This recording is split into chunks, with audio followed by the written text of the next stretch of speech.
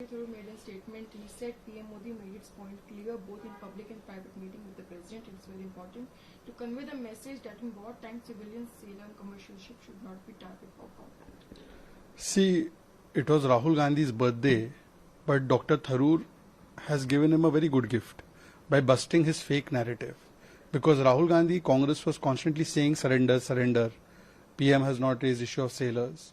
Now Dr. Tharoor contradicts him, busts his fake narrative, says that the PM has articulately raised the issue, conveyed India's point, and not only that, he has praised Prime Minister Modi for being visionary, dynamic, having great presence, leaving a mark on Indians, and has said he is a great orator. So I think Rahul Gandhi must be burning with anger. I just hope that he does not take action against Dr. Tharoor.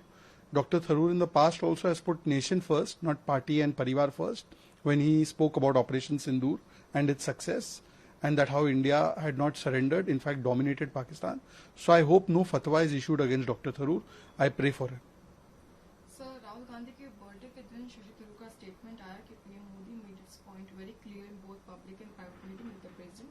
It is very important to convey the message that in wartime civilian sailors and commercial ships do not be targeted upon. देखिए, birthday तो राहुल जी का था और कांग्रेस चिल्ला रही थी राहुल जैसा PM हो, और उसी समय तोहफा राहुल गांधी को न देते हुए शशि थरूर जी ने झटका दे दिया, उनके झूठे नैरेटिव को ही ध्वस्त कर दिया और बताया कि जो सेलर्स वाले इशू पे लगातार कांग्रेस झूठ फैला रही है, पीएम ने तो बात बड़ी सटीकता से रखी, और कैसे पीएम बहुत आर्टिकुलेट है, विजनरी है, ग्रेट प्रेजेंस है उनका, उन्होंने छाप छोड़ी है भारतीयों पर, और ग्रेट ओरेटर भी है। अब ये सुनकर पता नहीं कांग्रेस इकोसिस्टम में क्या महसूस हुआ होगा। मैं तो केवल आशा करता हूँ, दुआ करता हूँ कि वो डॉक्टर थरूर पे कोई फतवा जारी ना कर दे, क्योंकि इससे पहले भी डॉक्टर थरूर ने इंडिया फर्स्ट की नीति पे चलते हुए ऑपरेशन सिंदूर का सच बता दिया था, तो राहुल गांधी का वहां पर भी राजनीतिक पोपट हो गया था।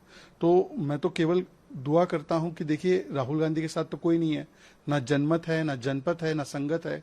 अब शशि थरूर भी उनके बर्थडे पर उनको ऐसा तोहफा दे रहे, उनके ऊपर कोई कार्रवाई ना हो। So we will wait it together until we win. Rahul Gandhi reforms alliance with DMK amid political shocks. Thanks MK Stalin for birthday wishes. No, Rahul Gandhi and Mr. Stalin, they have, Rahul Gandhi may try to ride two boats in one go. He wants to ally with TVK and he wants to fight war with DMK. But DMK spokesperson has clarified very categorically that Rahul Gandhi is immature, he's a traitor, he has backstabbed MK Stalin, and there is no question of allying with the Congress.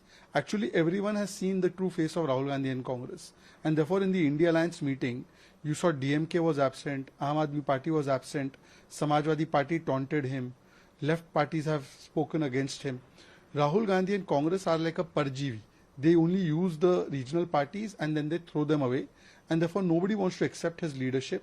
And now we are seeing that Rahul Gandhi is trying to make outreach to them, but they are not interested. They have all figured that Rahul Gandhi only does use and throw.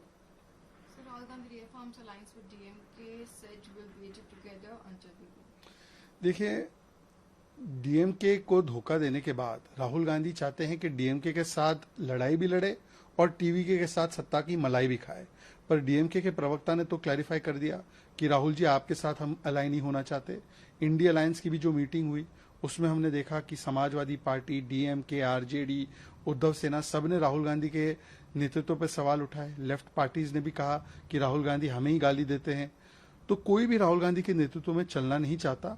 अभी JMM ने किस प्रकार से झारखंड में अपना असली रंग दिखाया है, आरजेडी ने भी असली रंग दिखाया है, तो ये दिखाता है कि राहुल गांधी केवल यूज एंड थ्रो करते, परजीवी पार्टी बन चुकी है कांग्रेस, तो कोई क्षेत्रीय दल उनके साथ नहीं चलना चाहता।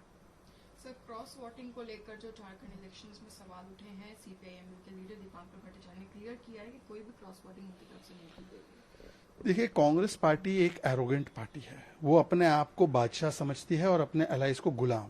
उनके पास झारखंड में महज कुछ 16 वोट या 14 वोट थे और उनको 12 वोट की आवश्यकता थी, और वो 12 वोट जेएमएम के पास, लेफ्ट और आरजेडी के पास थे, पर उन्होंने यूनिलैटरली अपना कैंडिडेट घोषित कर दिया, पूछा तक नहीं। और उसके बाद भी अब जब उनके कैंडिडेट प्रणव झा हारे हैं तो वो कह रहे हैं कि देखिए हमें धोखा लेफ्ट ने दिया, आरजेडी ने दिया।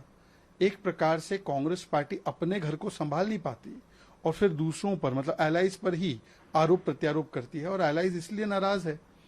अब लेफ्ट पार्टीज ने इससे पहले भी राहुल गांधी के ऊपर सवाल उठाया कि कैसे उन्होंने पिनराई विजयन को टारगेट किया। राहुल गांधी को तो देखना चाहिए कि मध्य प्रदेश में आपको किसने हराया। मीनाक्षी नटराजन का जो पूरा एक नॉमिनेशन में गलती थी वो तो तेलंगाना कांग्रेस और मध्य प्रदेश कांग्रेस ने ही खेला कर दिया। तो अपना घर वो संभाल नहीं पाते और आरोप अपने एलाइज पे लगाते हैं, उसके लिए एलाइज बहुत नाराज है उनसे।